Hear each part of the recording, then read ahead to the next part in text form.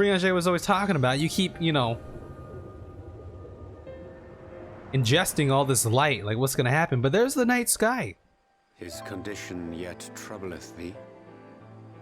I mean, that's number 3, right? How many more do we have to go? It does. Though he shows no immediate signs of corruption, the danger remains. He must be told. Kev can take it.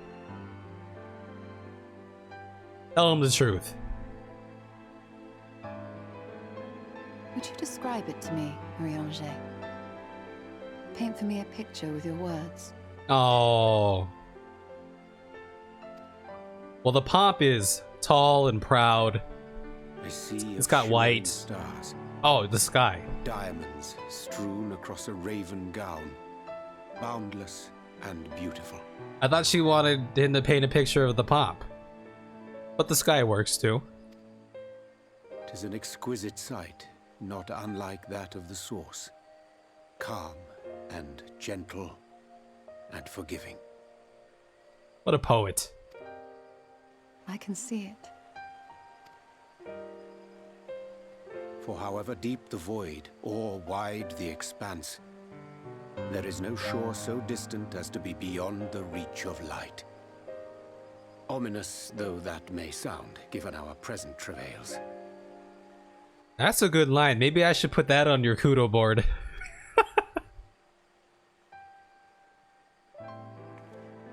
Oh, it gave him a little butt tap. Well, not a butt tap. It was a waist tap. Athletic slap. Let us return home. We call those athletic high fives. No, I guess they aren't high fives. Low fives? They're butt slaps.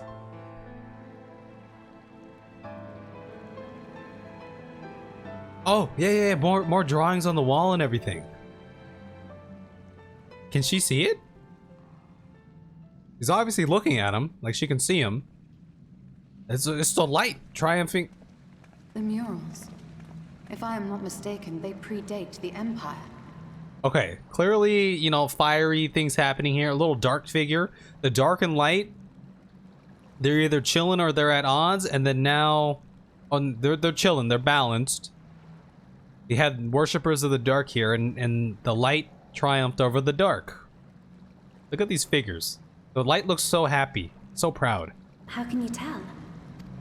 A peculiarity of the paint. Most are made from mineral-based pigments, but whatever was used here is older than anything I have ever seen. Is Ystola blind or is she not blind? Like, she was like, describe to me the sky, but hey, look at these murals. Look at this paint that I see. Or the pigments. According to Emet, this sanctuary was built to preserve the wisdom of the ancients. What events do these murals commemorate, I wonder? Yeah, right? Physically, she is blind, so how is she seeing the murals? Unless there's like some etheric energy radiating off of them.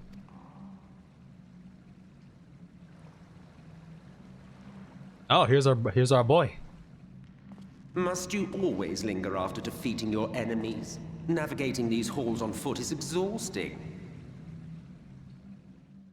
She's using her ether to see it, so she can use her ether to physically see sometimes. That's what you're saying. She can do it sometimes if she uses up some power. Come to lead us to safety, have you? Why didn't she do it to see the night sky? I feel like that was worth seeing. I was bored. But how is the hero of the hour?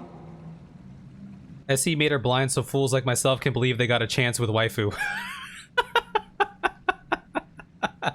Bro, Ystola and Runar, they already got a thing. I'm sorry. I'm sorry for your loss.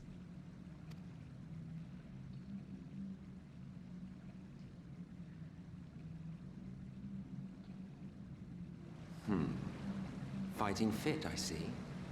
Keep up the good work. Thank you. I mean, really. That's why they made the Ystola doll, right? Because Ystola is a popular character. You're plotting something. Did they make dolls for every... Did we talk... I'm sure we talked about this. Every hour of every day. But never you mind about that. As I have told you 1,000 times before, I like to watch. Nothing more. He's a voyeur. That's what you call it, right? That kink? Well, I would quit this place and I suggest you do the same. There is yet work to be done. He is a very interesting character. For sure. 100%.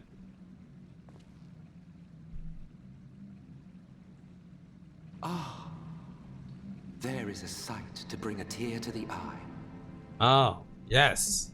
Let's get some exposition on these drawings. You recognize these scenes?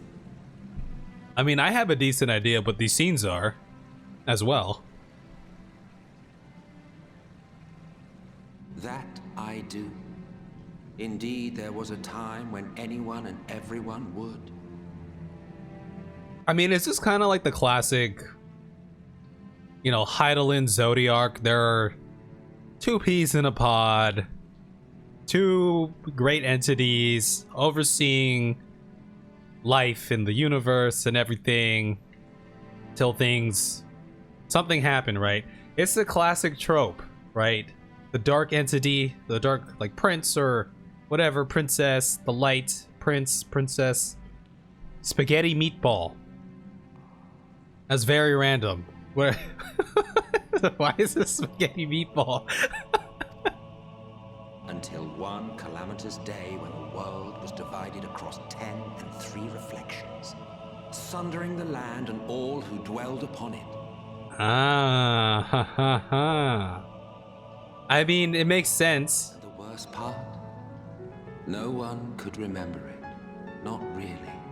Just fragments and fleeting memories of an achingly familiar world. I mean, so this is what he's trying to accomplish. The rejoining, right? He's speaking very fondly of this world before it was sundered apart. Which I guess holistically, right, in the grand scheme of things, it does sound like a very, you know, noble cause to rejoin what was split. A vision shared of a paradise lost, preserved only in song and scripture and paint. Once upon a time.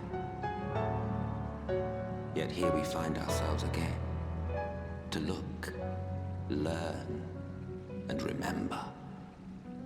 Fantastic music, by the way. Smiley face is going down, which means Cougar has no idea what's going on. Unless, like, this perfect world wasn't so maybe perfect for certain beings. Maybe that's why he likes it, because for him it was like exquisite. Maybe for others it wasn't as exquisite.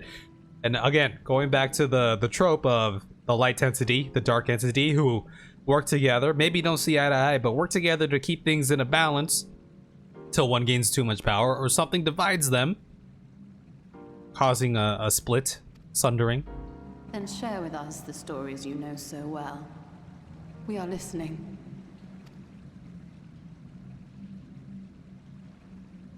Be like, no, maybe another time.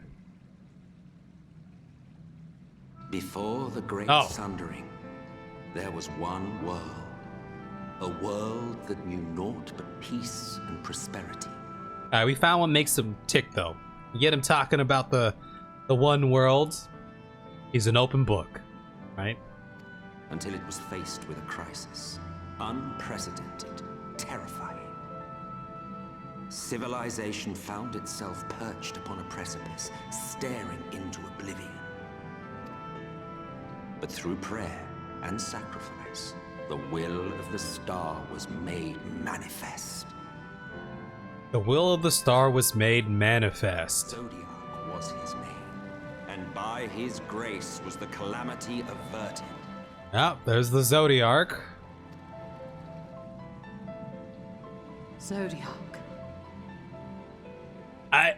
Hey, what if this whole time, you know?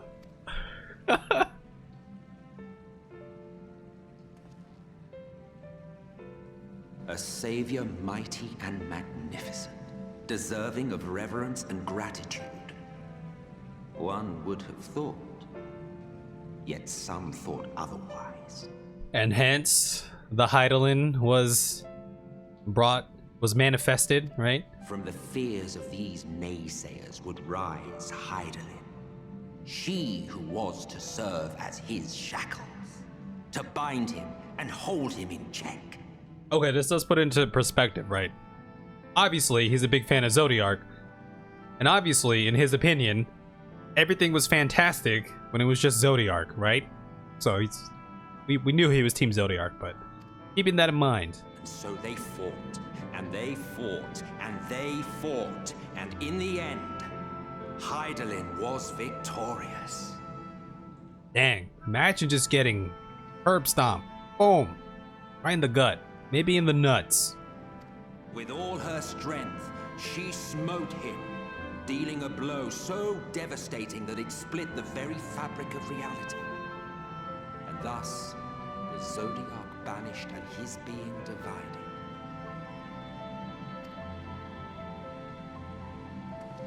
That concludes today's lesson on long-forgotten history. Though I imagine your mother would offer a rather contradictory account, as is her wont. I wonder if the Exarch has, you know, another perspective on this, right? I'm sorry, I can only assume I misheard. But it sounded an awful lot like you were implying both Zodiark and Hydaelyn are not gods. But... What? Not gods of the first? Is that what you thought these paintings depicted? Or... Oh. Okay, I'm gonna need more explanation here. They are gods after a fashion, yes. But no different from the kind with which you are so intimately acquainted. Formed of faith and prayer, of conviction and devotion. It's hard to tell what he exactly knows. I missed having the cougar in here. So they're primals. They were summoned like primals. They are the primals. The eldest and most powerful of primals. You've spun quite a tale. I'm not shocked, because maybe inherently or subconsciously I always figured, I mean, what is a primal if not a god? And what are Zodiark and Minfilia, Zodiark and Hydaelyn if not gods, right? Yet you have not explained the role of the Ascians in all of this. How is it you are privy to ancient secrets lost to time? I guess maybe I never really thought, you know, what separates a Hydaelyn or Zodiark from an Ifrit, other than, you know, Hydaelyn and Zodiark seem to be more encompassing than the Ifrit. I mean, right, the elements are divided. There's the multiple elements, but they're all divided onto either the light or the dark side. So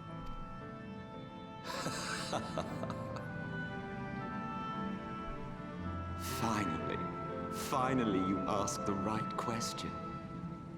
And shrewd questions warrant honest answers. this is share and tell right here, man. This is the first time he's like, hey, let me tell you about all this stuff.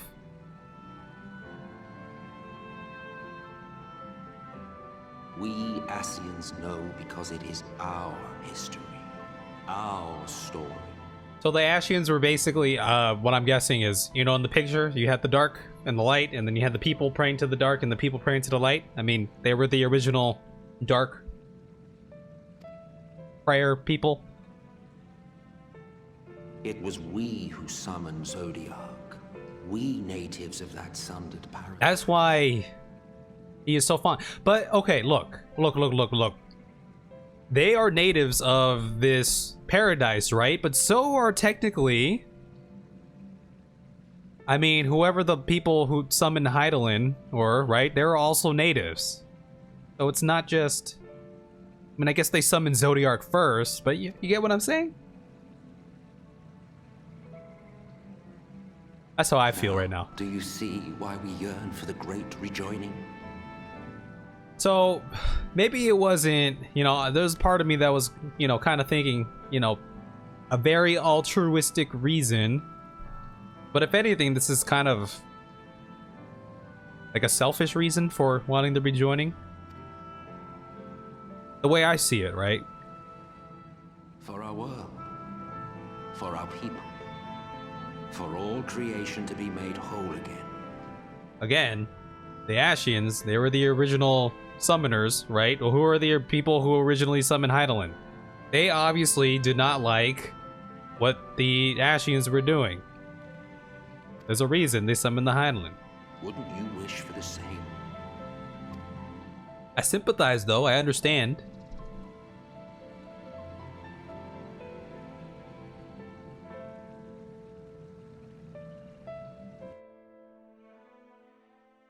I mean, are technically the other half, the people who summon Hydaelyn, are they technically, maybe they're not referred to as Ashians, but they were technically Ashians, right? Just on the other side of things. Ashians who didn't agree with who we now know to be Ashians in this day and age. Maybe, right? There's good stuff here, though. I like it. I missed it. A damn Q simulator been keeping me out for too long, but we're back.